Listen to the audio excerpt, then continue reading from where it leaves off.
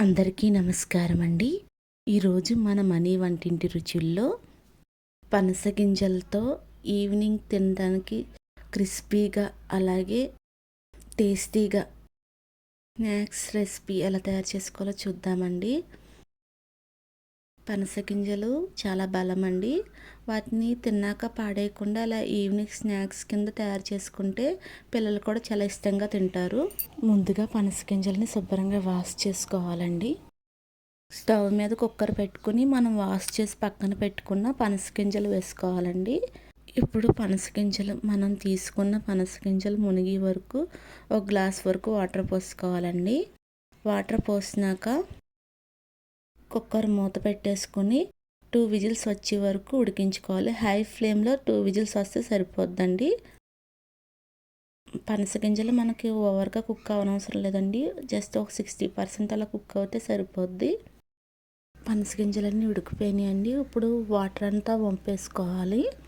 స్టెయినర్లో వంపేసుకున్నాక గింజలు పూర్తిగా చల్లారినాక పై పొట్టంతా తీసేసుకోవాలండి. ఇప్పుడు నేను చూపిస్తున్న విధంగా వైట్ కలర్లో ఉంది కదండి, అది మొత్తం తీసేసుకోవాలి. మీకు బ్రౌన్ కలర్లో ఉన్న పొట్టు కూడా వచ్చేస్తే తీసేసుకోవచ్చండి. ఇదే విధంగా మొత్తం పనస గింజలన్నీ ఒలిసేసుకోవాలండి. ఇప్పుడు పొట్టు తీసిన పనస గింజలన్నీ మిక్సీ జార్లో వేసుకుని ఇలా పరగ్గా ఆడుకోవాలండి. ఇప్పుడు ఇందులో 4 స్పూన్లు శనగపిండి వేసుకోవాలి. శనగపిండి మనకి బైండింగ్ లాగా యూజ్ అవుతుందండి. మనం తీసుకున్న పనస గింజలు బట్టి 2 నుంచి 4 స్పూన్ల వరకు వేసుకోవచ్చండి. నేను తీసుకున్న పనస గింజలు ఒక 300 నుంచి 400 గ్రామ్స్ మధ్యలో ఉంటాయండి. అందుకని నేను 4 స్పూన్లు శనగపిండి వేసుకున్నాను. అలాగే క్రిస్పీనెస్ కోసం 3 స్పూన్ల వరిపిండి వేసుకున్నాను.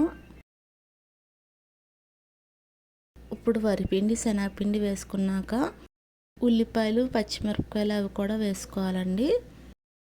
ఉల్లిపాయలు నేను ఇక్కడ 2 మీడియం సైజు ఉల్లిపాయలు చిన్న చిన్న ముక్కలుగా కట్ చేసుకున్నాను. అలాగే 5-6 పచ్చిమిరపకాయలు, 1 స్పూన్ అల్లం, కొంచెం కరివేపాకు, అలాగే కొంచెం కొత్తిమీర కూడా వేసుకోవచ్చండి మీ దగ్గర ఉంటే. ఇప్పుడు వీటన్నిటిని ఒక చోట తీసుకుని 1 స్పూన్ సాల్ట్ వేసుకుని అంతా ఒకసారి బాగా కలుపుకుంటే ఉల్లిపాయలోని వాటర్ బయటకు వస్తుందండి. మీరు కావాలంటే డైరెక్ట్గా పిండిలో కూడా వేసుకుని కలుపుకోవచ్చు. ఇలా కలపడం వల్ల ఉప్పు ఉల్లిపాయ ముక్కలకి బాగా పట్టి పునుకులు టేస్ట్ బాగుంటాయి. అందుకనే ఫస్ట్ ఇలా కలుపుకుని ఒక 2-3 మినిట్స్ తర్వాత పిండిలో కలుపుకుంటే టేస్ట్ చాలా బాగుంటుంది. 2 మినిట్స్ తర్వాత ఇప్పుడు ఈ ఉల్లిపాయ ముక్కలన్నీ మనం ముందుగా సిద్ధం చేసి పెట్టుకున్న పిండిలో వేసుకొని అంతా ఒకసారి పైనుంచి కింద వరకు బాగా కలుపుకోవాలి. అవసరమైతే కొద్దిగా వాటర్ కూడా పోసుకుని పిండి బాగా కలుపుకోవాలండి. పిండి కొంచెం గట్టిగానే కలుపుకోవాలి, మరీ ఎక్కువ వాటర్ పోయకూడదు. కొంచెం పోసుకుని కలుపుకోవాలి. పిండి ఈ విధంగా మనం గట్టిగా ఉండాలండి. మనం గారెల పిండి అంత లూజ్ ఉంటే సరిపోద్ది. ఇప్పుడు వీటిని చిన్న చిన్న పునుకుల్లా కానీ పకోడీల్లా కానీ వేసుకోవాలండి. ఇప్పుడు స్టవ్ మీద ఒక ప్యాన్ పెట్టుకుని డీప్ ఫ్రైకి సరిపడా ఆయిల్ పోసుకుని ఆయిల్ హీట్ అయినాక మనం ముందుగా కలిపి పెట్టుకున్న పిండిని చిన్న చిన్న పునుకుల్లా కానీ పకోడీల్లా కానీ వేసుకోవాలండి. ఇలా మూకుడికి సరిపడా పునుకులు వేసుకున్నాక వెంటనే తిప్పకూడదండి. ఒక 1 మినిట్ తాగాక అవే కొంచెం పైకి తేలుతాయి. అప్పుడు మనం కలుపుకుంటూ ఉండాలి. మనకి బ్రౌన్ కలర్ వచ్చే వరకు కలుపుకుంటూ ఉండాలండి. మంటని మీడియం ఫ్లేమ్లోనే పెట్టుకోవాలి. హై ఫ్లేమ్లో పెడితే మనకి పైన త్వరగా వేగిపోతే లోపల ఉడకవు అనమాట. అలాగే లో ఫ్లేమ్లో పెడితే ఆయిల్ ఎక్కువ పీల్చుకుంటాయి. అందుకని మీడియం ఫ్లేమ్లో పెట్టుకుని ఫ్రై చేసుకోవాలి. పునుకులు బాగా ఫ్రై అయిపోయినాయండి. ఇప్పుడు వీటిని వేరే ప్లేట్లోకి తీసుకుని మిగతా పిండిని కూడా ఇదే విధంగా చిన్న చిన్న పునుకుల కింద వేసుకోవాలి. ఇలా బ్రౌన్ కలర్ వస్తే పునుకులు బాగా వేగిపోయినట్టు అనమాట.